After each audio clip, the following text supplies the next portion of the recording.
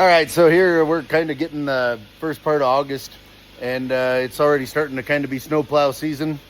We got a new Western plow that we're going to put together here. There's a couple crates. Boys and I are going to put it together here tonight, and we'll do a little time lapse on that, putting the plow together and getting it ready to go.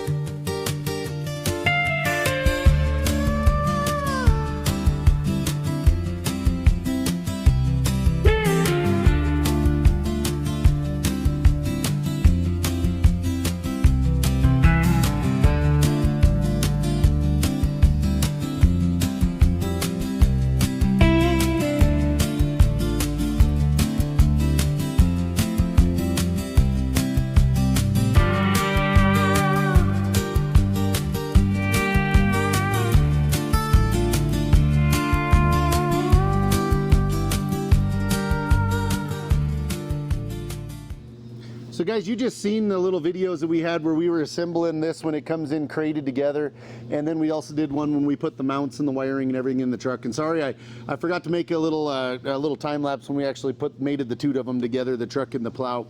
But that's kind of the process in putting one of these on. It's not a tremendously hard process, but there is some stuff that needs done on it. The hardest part with Western, and you might have seen it in the time lapse if you really pay attention, if you back up and look in there, there's a ton of wiring that goes into the truck. It's not that it's hard to hook up, but there's just a ton of it. There's a big old coil of wire that you got to stuff down in the truck and find a place to put with it. So that's probably the hardest part whenever you're dealing with the Western side, is just dealing with all the wiring that you have to find a place to put in. And then the other thing that has become a struggle all the time that we're running into is you have to have keyed power to run your controllers, and that's what actually powers everything up. Is when you turn the ignition on, it powers everything to turn your controllers and everything on. And that's another part that becomes somewhat of a struggle every time, is just figuring out where to hook it in newer vehicles. If you have an older pickup from the 90s and you're putting it on there, that's not near the problem. But on these newer trucks, we've found that if a guy just gets a test light and goes and looks under the dash for keyed power and hooks that up there to it, you can find out real quickly that all of a sudden your air conditioning doesn't work, or your backup camera doesn't work, or your power mirrors quit working, or something weird. And it's all because everything runs off of such exact voltage requirements that whenever you start stealing voltage to run something like a plow, the truck doesn't like it. It usually starts giving you some inverse problems that kind of happen. But guys, to kind of give you a little bit of a look over, this is an MVP3 Western.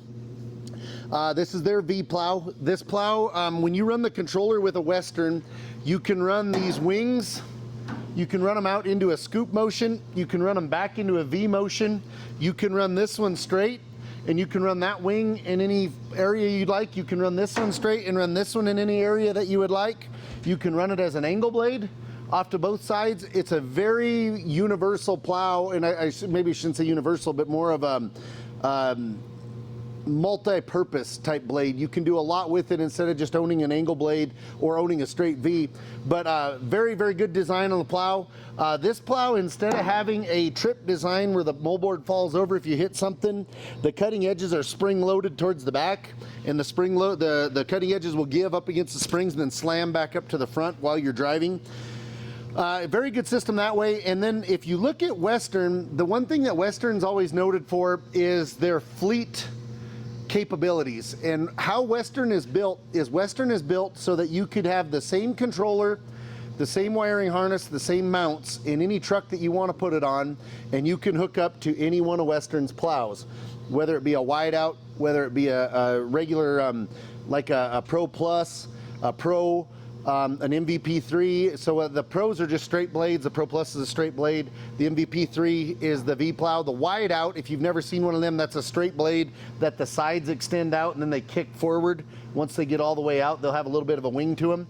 But all of those plows have the exact same mounts to them, and then they hook right up to the truck, and then the same controller can control the same blade.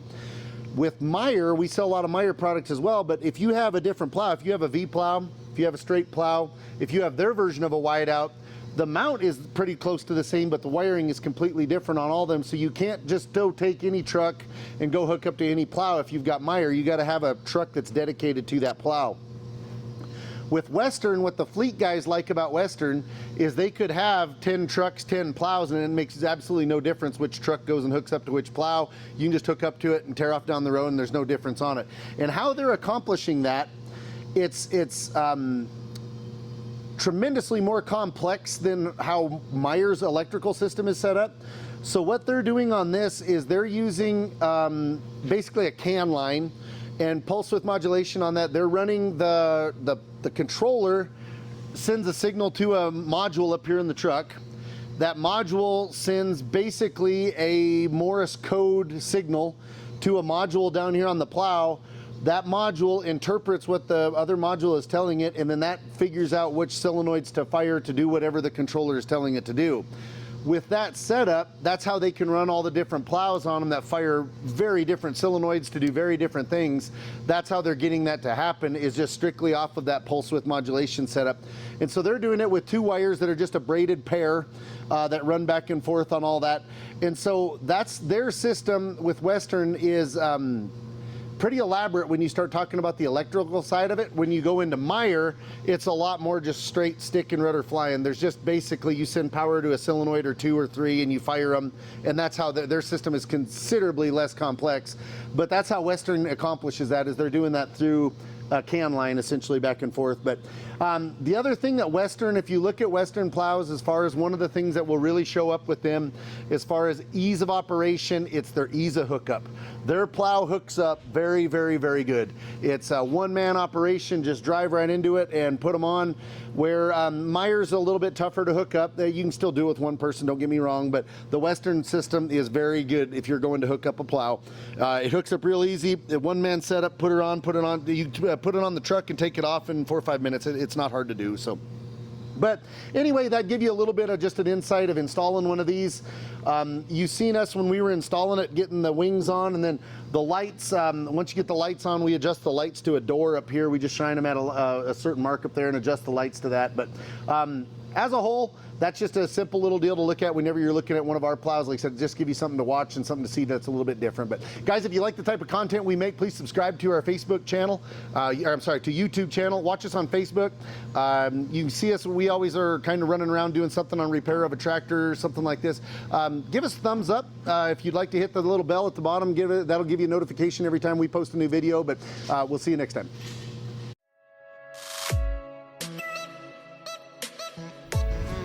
If you like videos like this, make sure to subscribe.